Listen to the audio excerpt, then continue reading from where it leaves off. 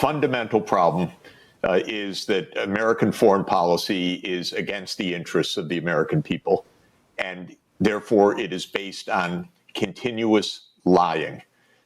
This is not new to Ukraine or to Gaza.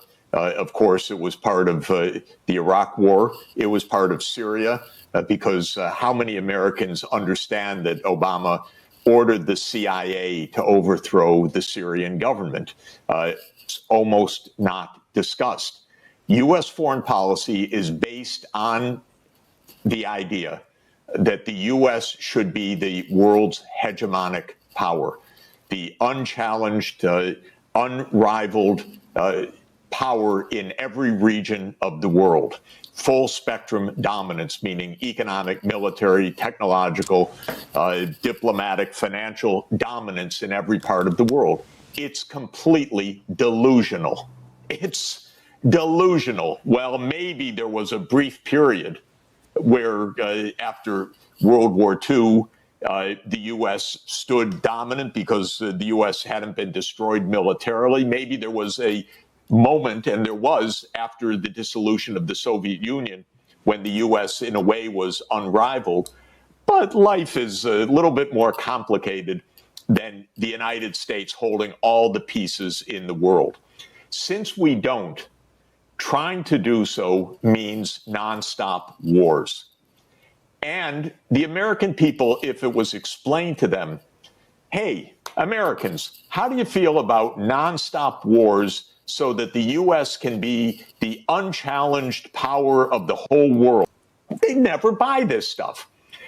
And so the whole thing is based on lies. We have to go into Iraq. It's not us in Syria, it's the Russians in Syria.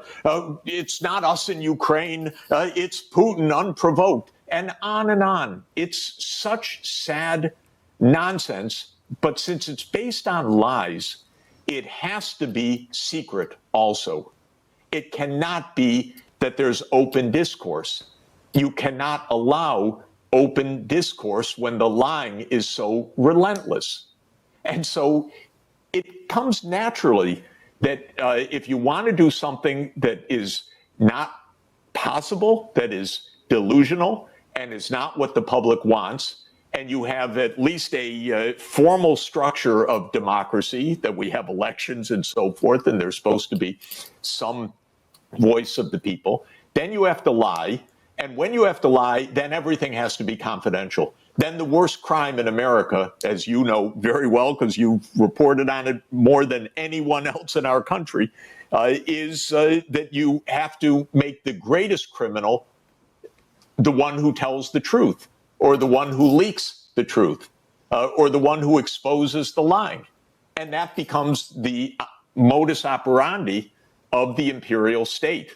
So to my mind, the whole thing starts with the wrong premise, which is that the only way the United States can be safe in the world is to run the world, which is both impossible and extraordinarily costly and extraordinarily threatening of our survival.